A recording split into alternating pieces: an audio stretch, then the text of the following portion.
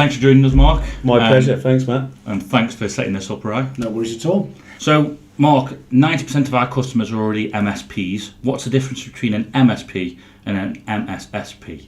Good question. So I guess there's a number of answers to that, really. So it's not just a straight, what is one, what is the other. But if we look at MSPs as we traditionally know them, that's a managed service provider of IT services into an end user. So that could be providing desktops, infrastructure, networking, and the whole environment for an organisation to run their business. And that's then managed by a trusted third party.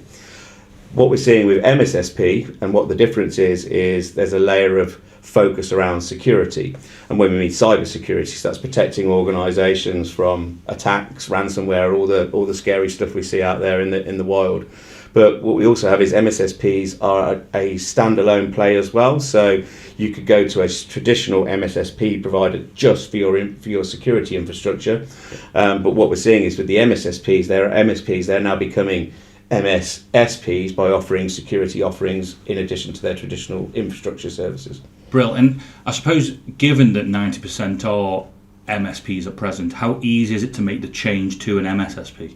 Well, certainly from a SonicWall perspective, if you don't mind me getting that one, Ryan, is we have enabled partners to become and offer that additional layer of security capability in its most simplistic form and easy to consume and easy to get on board with in terms of understanding the product set. We enable them to understand the technologies, and to get on board, essentially, it's a 24-hour process to get on board as signed up as a partner.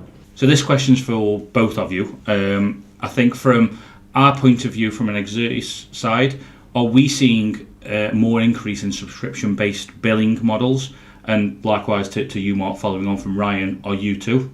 Yeah, 100%. A lot of people now are more aware of the cybersecurity threats that are out there at the moment. The fact that artificial intelligence is coming into the play now, which is, boosting the chances of attacking people and getting the data, getting whatever they want from the infrastructures.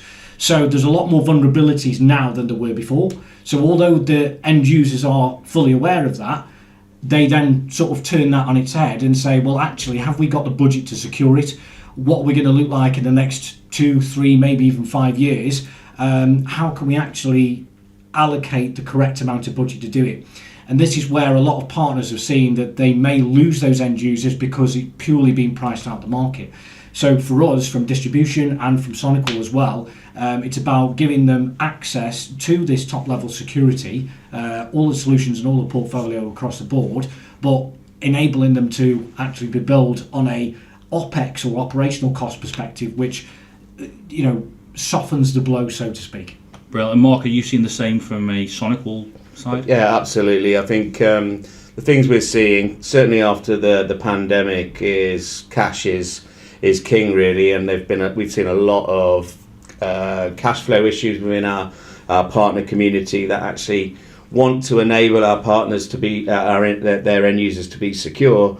But like Ryan's alluded to, costs can be a prohibitor to that. So enabling organisations to be able to still address these major concerns that we're seeing, and the rise of cybercrime is well documented, we can now offer our partners the ability to address these oncoming threats with an easy to consume, no commitment, scalable solution that alleviates some of that cash flow risk within inside a business and enables end users to consume the solutions that they really need without feeling the pinch from their cash flow.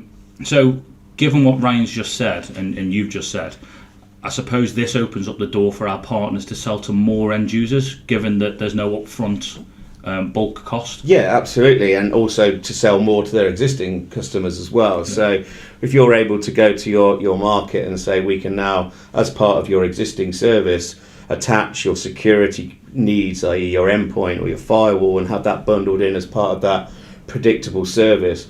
As SonicWall, we're giving that flexibility to our partners to actually go to market and expand, both finding new opportunities, which we are very actively supporting our partners in our onboarding process, but also to add more wallet share to their existing customers by bringing in a more encompassing solution with security at the forefront of that. Brilliant, thank you. And I guess, Ryan, this one's probably a bit more for you. What are the benefits of using a single provider for cybersecurity requirements? I think the big thing for us is that numerous people we speak to, especially engineers, are getting a lot of ticket fatigue. So when there are, when partners deploy multiple different vendors to look after multiple different vulnerabilities, it's all well and good. A multi-layered approach is good. However, from a management perspective, it means that a lot of those partners have to deal with multiple different portals to look after multiple different parts of the network infrastructure. So a lot of people are getting ticket fatigue. It is becoming cumbersome.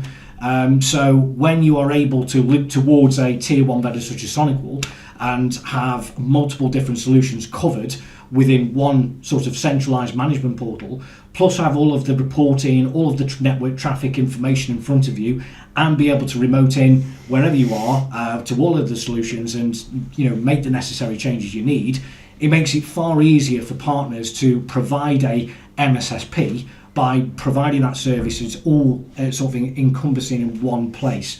So I think it just makes it far easier and far less learning, so to speak. It's we can focus our attention on just the one vendor, knowing that all of the data, all of the information stacks are within one place. Yeah, I totally agree. I think it's all down to operational efficiency at the end of the day. So there may be sometimes you might not be providing the top right hand corner solution for every part of the stack, but if you were to do that operationally and cost, it becomes almost prohibitive to a lot of our partners because of the nature of those products being in the top right hand corner category of Gartner, for example. That comes with a premium. We are, as a vendor, we offering a number of market leading solutions, certainly with all our OEM partnerships with the likes of SentinelOne, but bringing it all together, not only does it improve operational efficiency, it improves the ability for our partners to react and identify the cause of an issue far more efficiently than having to go to standalone silo solutions and try and get to the bottom of that problem. With a 100% visibility that we offer within our solution stack, we can go straight to the source of the problem and then address it. So for example, an incident might be coming in where we've detected something at the gateway.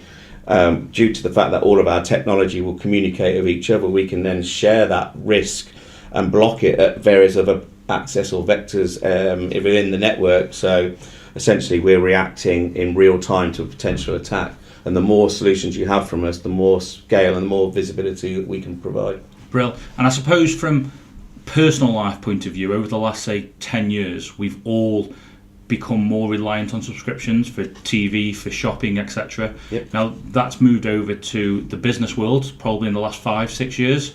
Obviously, MSSP is 3 years old from our point of view. But do you think that the subscription model will overtake the traditional outright purchase, or do you think it will be an even keel? Do you want me to take that one, Ron? Yeah, of course. Sure. So I think depends on the market, Yep. depends on the sector in question, but absolutely the demand.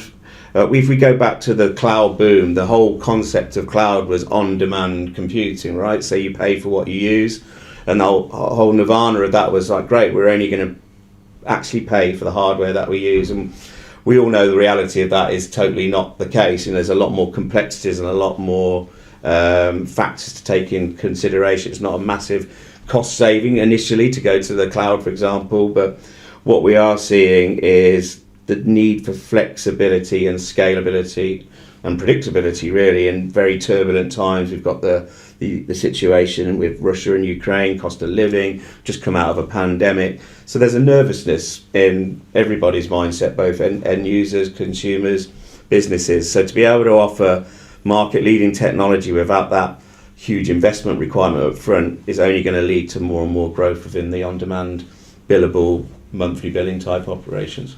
Brilliant. I think off the back of that, Mark, sorry, just to say that, previously we were looking towards getting it scaled for the next 2, 3, maybe even 5 years. So if you have the budget in place, if you know what you're able to spend, what it's going to look like, or what your infrastructure is going to look like in the next 5 years, then great, the upfront cost probably will still be there.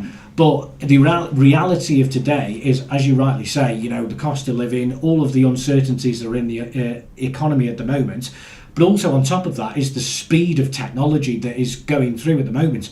We don't know where exactly our data stack, all of our packets that we're having to deal with on a day-to-day basis, we don't know what that's going to look like in the next 5 years. If we go back 5 years, we wouldn't even know, we wouldn't be able to predict what we're dealing with today. No. A lot of that's been accelerated by the pandemic because of, the likes of Teams. I didn't personally hear of Teams. It was probably NSM back in the days. Yeah. But the speed and scale that we are accelerating at the moment, it's a case of, do I have this budget now for the next 5 years? Or do I consolidate that and say, well, let's have a look at it in an annual review as to where we're going to be, and then see where we need to improve, where we need to scale. It's scalability, flexibility, and the accessibility that's the three key issues for me. Well, agreed. Mark, you mentioned cloud boom then. So Ryan, if at present we are selling a license to a partner, we sell it on an annual basis, for example, and they're set for that set amount of time. How does MSP work in regards to setting up licenses from a software point of view? Yeah, so the existing cloud/software licenses are available on MSSP. They are essentially a consumption-based model, almost daily billing, monthly invoicing kind of thing. So you can scale up, you can scale down, you can cover for seasonal, remote workers, for example, or infrastructures. It gives you that ability to spin up and spin down whenever you want to. And then at the end of your 30-day monthly period, we then get a usage report to say, right, we have used this much, this is exactly what your bill's going to be. And as I mentioned before, when you're trying to budget for the next 5 years, you're trying to predict in the future what your consumption, what your amount of users are going to be, what your internet connection speed is going to be for the next 5 years, and then that's your block. Whereas this, we can be flexible even throughout the days, let alone the months, can't we? Yeah, that's the key thing, is that flexibility that really does offer a game-changing flexibility option for our partners. It's just really what I think our end users are wanting. And that doesn't mean that we don't still have that capability to offer those standalone upfront investments. There are lots of projects out there that, it's a 5-year contract, we're going to deliver X, Y, and Z services to this end user, and we're going to need X, Y, and Z infrastructure to fulfill that. And that's great. And, upfront purchases are going to be potentially more there's more advantage from a cost-effective point of view because you're buying up front. Same as if you buy a car, you buy it for cash, you get a better price than you would if you did it on APR over a finance deal. So there are bake-offs, so it's not that we're moving 100% to MSSP. We understand there's still a need for the other aspects, but what the great thing is we have that option. You can decide however you want to consume SonicWall, you can consume it in whatever way you want. Brilliant. I suppose from a partner point of view, so our customer point of view, it gives them a little bit of structure throughout their month and throughout their year. They know what's coming in instead of that hockey stick style sell. Yeah, and I think it's really important. There's a number of factors why that really is important. So being able to provide a continuous service to your end users makes you more engaged with that customer for starters. So you become what we like to call in the industry sticky. So you become more attached to that customer. You're adding more value. You're getting more face time. Therefore, you're getting more information about that organisation, what's coming down the track. So it makes you more of a key component, in my opinion. If you're providing a service as opposed to a one-off solution and walk away, you've got significantly more opportunity of growing that customer's wallet share to you. Also, to add more value, to understand the customer better as well. So they're the key things. But on a flip side to that, by having a recurring revenue model as a supplier of services, makes you much more attractive to potentially an acquiring organisation, which we are seeing a huge amount of acquisition going on within the MSP market, where we're seeing a lot of smaller specialists being acquired by the large organisations, and the ones that have that existing run rate model are a much easier business to acquire because they can see the predicted business moving forward. You can plan as an organisation because you know what's coming around the corner from resources. So there's so many benefits for both the partner and the end user that are different, but they're both beneficial and makes it more a stronger offering for everyone concerned. It's traditional. We've gone from traditional break fixes where you essentially give that subscription to the customer, but you're waiting for the solution to break that you've implemented and it's in your best interest to implement it right first time and make sure it works. So when you're on traditional break fix, as I say, until it breaks, you don't really make any money. So whereas with MSSP, you do it charging a subscription service for the security solutions, but at the same time you're incorporating that within your managed service piece. So now you're making money from the off, and that money is then going to gradually build and build and build, rather than being that lump sum or the hockey stick kind of thing that you've got effect. So that's going to build and build and build, but you're always having that consistent money coming in every single month. Exactly, yeah, and it just gives you that foundation to grow your business and repeat cookie cutter, take it to the next one. Once you're building these sort of go-to-markets, once you've built in those different offerings, it makes it a lot more easier for partners, customers to consume as well and understand where they're at. Brilliant. So from my understanding, this is all available through their SonicWall portal. Yeah. Of course, they're all self-sufficient in doing that. They don't have to contact Exertis, but to you, Ryan, we've been doing SonicWall for over 30 years now. So we're asking partners to go onto a portal to purchase things. What's changed from a Exertis point of view, if anything?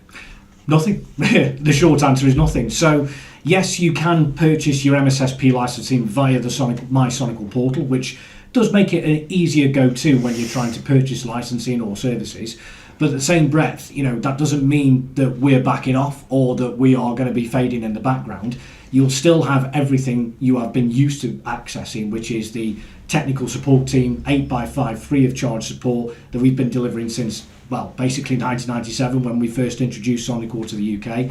That's still there. The Network Operations Centre down in our Basingstoke office, so if you want help to become an MSSP, then you can ask our guys to get involved with managed service contracts that we can look after for you on your behalf. So that's still available. You will still have a dedicated account manager within sales who will look after all of your needs from a SonicWall perspective and from a distribution perspective. So all of these services that you're used to and know and love, they still won't be going anywhere. All it means is it's enabling you to have more access to a subscription billing model to make things a lot easier for you. And plus, from a portal perspective, you can see all of your existing licensing out there, and you can rely on the fact that whatever it says in there is exactly what you're going to be billed by Exertis from our back-end portal. Yeah, and I think to add to that, I think the key thing also is the ability to react to needs. So being an MSSP partner with SonicWall, you can actually spin up a product without going through the traditional procurement process of having to get a PO raised, get it signed, send it to Exertis, they process it, then they wait for the key. That's all removed in terms of the process with MSSP. You're in control of your own destiny. So if you've got a requirement at 6 o'clock on a Sunday morning that you need 5 more endpoints provisioning, you can do that there and then, and they're up and running with 15 minutes typically. So the ability to be more agile and more proactive and be able to react to your partners, your customers' needs is far greater within the MSSP portal. But that said, none of the other aspects go away. So we're very much, you sign up to SonicWall as an MSSP partner, it's not there you go. We work with Exertis closely to enable and onboard, and with that we offer a whole plethora of different training capabilities via our university program. We do rollout campaigns with training on site, which we do in partnership with Exertis. Multiple ways that we will identify what's the right products and solutions for you to go to market with. And for me personally, and many of my colleagues, we've all come from an MSP background or MSSP background, and myself, I've been involved in setting up an MSP, and I've been able to work with our partners and hand down some of the knowledge that we've had as individuals to share with our partners on how best to get uptake. And one of the quick wins really is I've been visiting partners on a round table sessions throughout the country, and what I've been sharing with a lot of the partners that have now moved into the transition of MSSP is to really ensure that your customers understand what the risks are and what they're prepared to not sign off against. So the one thing I think that's been picked up quite a lot is that I've recommended to our partners that when putting your solutions together, let's think about, making the partner make that decision in a more considered way. And realistically, what we're saying is, as Mr. Customer or Mrs. Customer, you have this level of environment. if you want us to protect it at this level, do you accept the risk that you may be subject to these types of attacks? However, by going up the stack, the more you invest in, the less risk you are presenting to the business. So what I mean by that is you're making the customer make a more conscious decision on whether security is really important or not. And then once they've made that decision, it's important about enforcing what you're doing, because like insurance policies, we never want to use one. We don't want to crash our car and claim on insurance, but we also want to know that insurance policy is going to deliver when we need it. So by taking that analogy into the cybersecurity space, we want to be able to tell our partners and customers, look what we blocked. This is how we performed on June, July and August. We stopped this virus, this attack, this 0 day. And we advise our partners to take that back to their end users and reinforce the great things that our products are doing, because a lot of the time the biggest challenge for MSPs and MSSPs is, well, we haven't had a problem. And the reason they haven't had a problem is because you've got all this technology in place, but sometimes a lot of our partners don't actually tell them. So they need to. That's one of the quick wins you get from being a service provider, is to actually tell your end users, we did this, this and this, and we protected you from X, Y and Z and A, B, C, and this is why you're buying this service. So it's about continuous engagement, which is something you don't get from just selling one-off solutions. Yeah. So yeah. And I guess, Ryan, from speaking about engagement, you're the SonicWall vendor manager at Exertis Cybersecurity. Yeah. Our partners are MSPs at the moment. Of course, it is open for them to go to MSSPs. What can you do within your role to enable them to do that? For me, it's going out and enabling partners. So SonicWall, as Mark rightly says, there's lots of self-servicing enablement that you can do via SonicWall University, with multitude of videos on there to self-educate. But for me, it's about actually going and seeing partners now, especially now we've come out of the pandemic. A lot of people that I've spoken to or met with recently have all said, you know what, we're sick of Teams. We like people coming into to our offices and engaging with our sales and technical team. So we want to see more and more of that. And I know we've been doing that with a lot of events we've been doing recently. So for me, I'll be looking to get in touch with our partners and say, have you considered MSSP or becoming an MSSP generally? Look at the monthly billing program. Let me come in and have a chat with you. And the past few meetings that I've done is we're looking at doing 6 to 12 month business plans. Where do you want to be in the next 6 to 12 months in terms of your SonicWall portfolio? Have you explored the whole portfolio, not just the firewall aspect?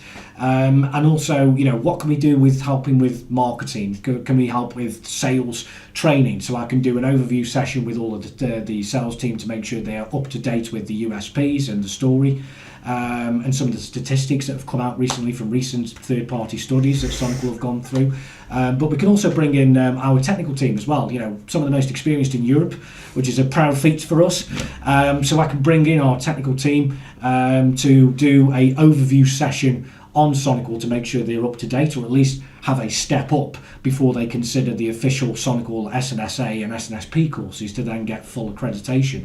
And then it'll be a regular visit from myself, it'll be a regular visit from our business development manager, Lucas Patterson, that could come in. So I think that there's that direct touch engagement is available through us, plus, as I mentioned earlier, account management internally, plus the 8x5 support. I think the level of expertise we have at distribution, coupled with the expertise within SonicWall and the close relationship that we've got, I think makes a real good bundle of services. Already success has been proven. We've seen huge growth since I've picked up, not trying to claim the responsibility of that growth, but I will if you like. But yeah, when I joined, it was very limited in terms of a few partners. Now we're up to nearly 100 in the UK. That's a significant growth, and the revenues have gone from 4 digits to 6 digits in terms of monthly recurring revenue, and that's really testament to the platform that we have, the people that are educating, the partners, the support we have with Exertis.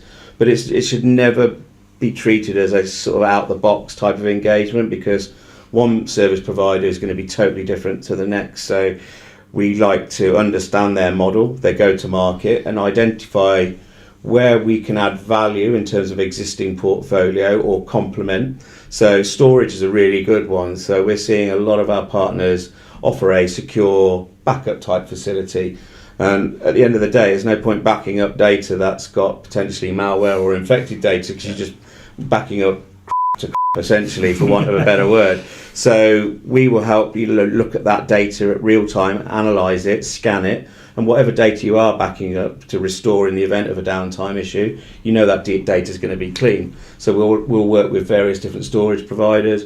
It might be that you've got a provider that's working with Microsoft that are typically just providing Microsoft options. We can maybe look at their stack and actually add value and extra layers of security at a better price point, for example. Not always, but and that's why it's important to treat every partner on an individual basis, understand what their go-to-market is, their target audience, and then share the knowledge that we've got that's relevant to them to help shape their model moving forward. Brilliant. And I guess how we've been talking this afternoon, we've spoken a lot about software licenses, we've spoken a lot about endpoints. What, from an MSSP point of view, what's now and what's next? Okay, sure, yeah. So, like I said, 3 years ago when I picked up on, we had this MSSP offering.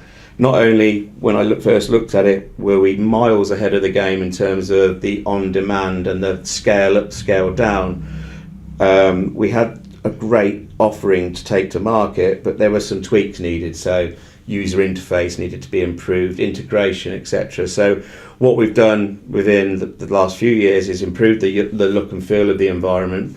We've consistently added more products to the portfolio. So now we're at a point where all of our software and API-based products are all available via the MSSP program. But moving forward, we've invested in sort of 3 areas really.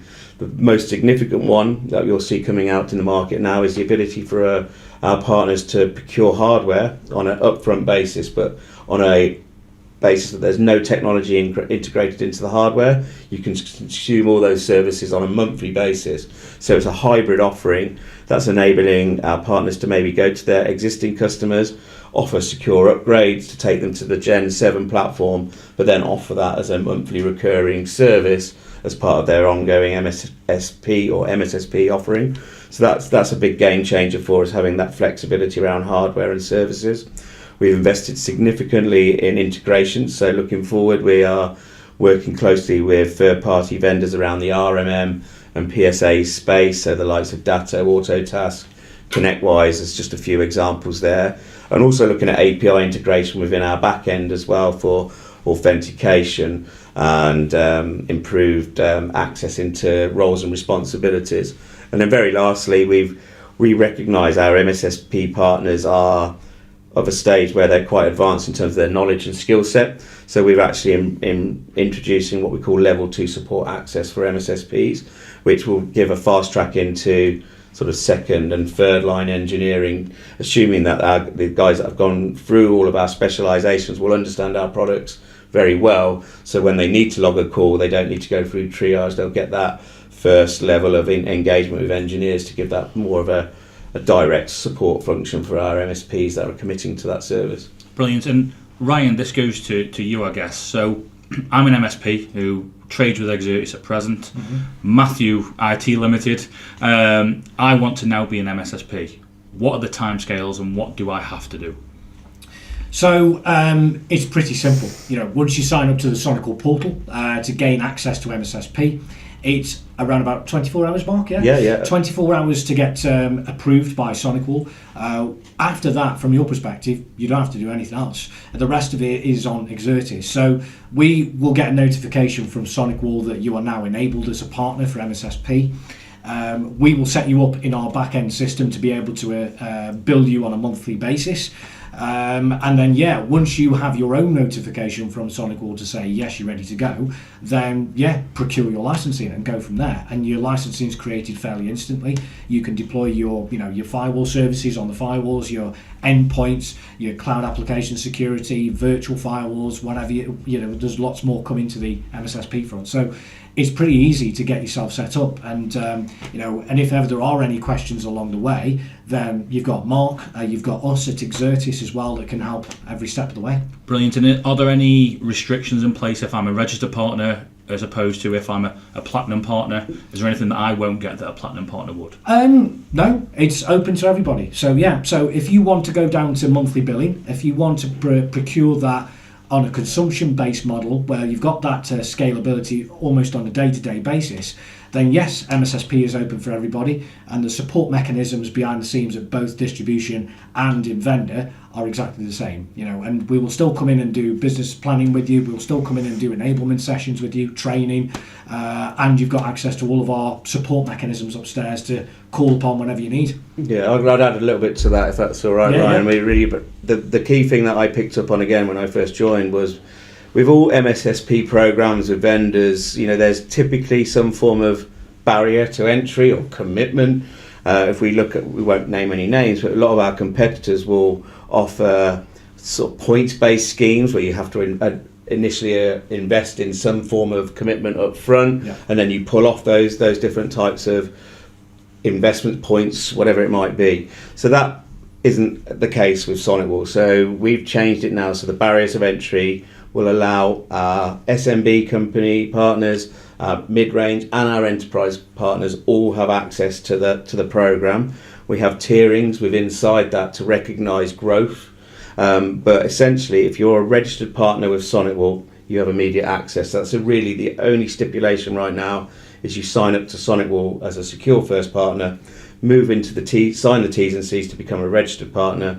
Again, no financial commitment, but that gives you a whole world of access into SonicWall in terms of our portals and the ability to then sign up to become an MSSP. So really important point is that we've really enabled the market to be able to consume SonicWall without having to invest heavily in financial commitment. We provide all of the infrastructure and the support to get educated at no cost as well. So we're really serious about enabling the MSP market to become SonicWall MSSP partners. And outside of all that, we're positioning the commercial aspects to make our partners have great margin retention.